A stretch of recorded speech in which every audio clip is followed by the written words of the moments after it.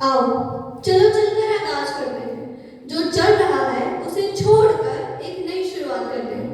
अरे अभिव्यक्ति आजादी की लड़ाइयाँ तो बहुत कर ली हमने, आज राष्ट्रहित में चलकर कुछ बात करते हैं।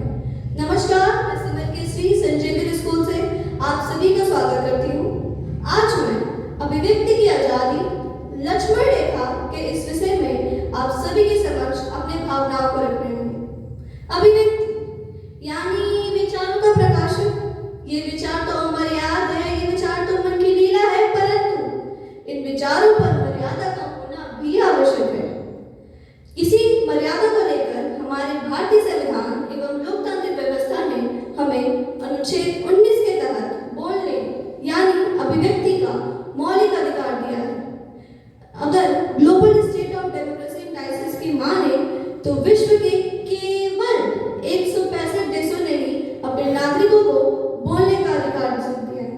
हाँ, यदि भारत निरपेक्ष से बोले तो ये हमारे लिए केवल अधिकार ही नहीं अपितु भारतीय संस्कृति एवं सभ्यता का महत्वपूर्ण विषय भी है। लेकिन अभिव्यक्ति की आजादी का मतलब सत्य से विद्रोह नहीं। जहाँ स्वतंत्र पूर्व भारत में हमारे पत्रकारों ने अपनी कलम की तलवार से लोगों की मानसिकता को बदलने का कार्य किया था, वही आज के युग के पत्रकार किसी न किसी एक विचारधारा की हाथों की कठपुतली बन बैठे हैं। अगर बिरला हाईकोर्ट की माने तो freedom of speech is not the licence to abuse the justice system with a half big fact and little knowledge about judiciary. अगर एनसीआरबी की रिपोर्ट की माने तो गत 7 वर्षों में अभिव्यक्ति की आड़ में हिंसा का प्रवाह 100% से बढ़ चुका है।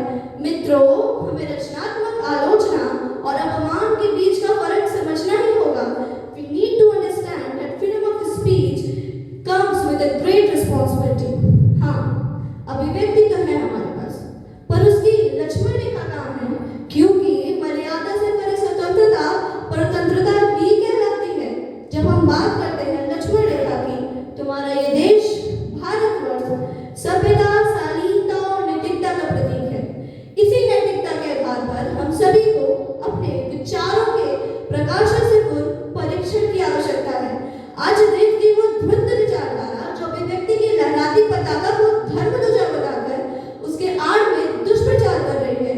इस दुष्प्रचार से न केवल हमारे देश भारतवर्ष अपितु पूरे संसार को बचाने की आवश्यकता है। इस कार्य को करने के लिए हम सभी को खुद लक्ष्मण रेखा बनना होगा। हम सब इस देश के युवा हैं।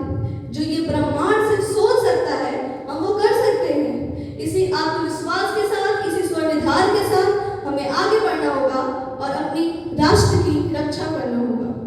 चलो, आजादी मिलना तो थोड़ा सरल था, आजादी मिलना तो थोड़ा सरल था, पर उसे निभाना बहुत ही कठिन कार्य है। और अभिव्यक्ति की आजादी तो यूं ही मिल गई हमें, अभिव्यक्ति की आजादी तो यूं ही मिल गई हमें, पर उसकी लक्ष्मण रेखा